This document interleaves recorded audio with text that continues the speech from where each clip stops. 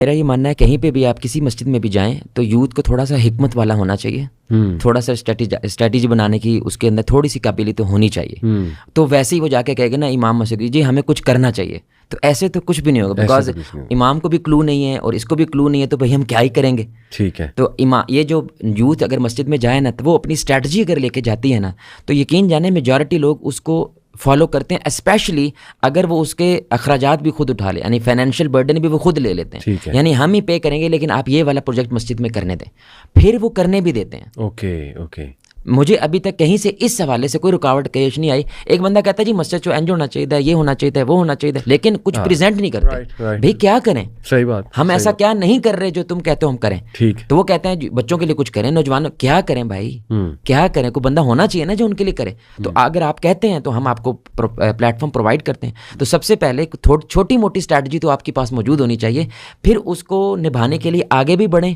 और इख्तियार भी करें कि मैं ये करता हूँ और पैसे भी हम खुद खर्च करते हैं।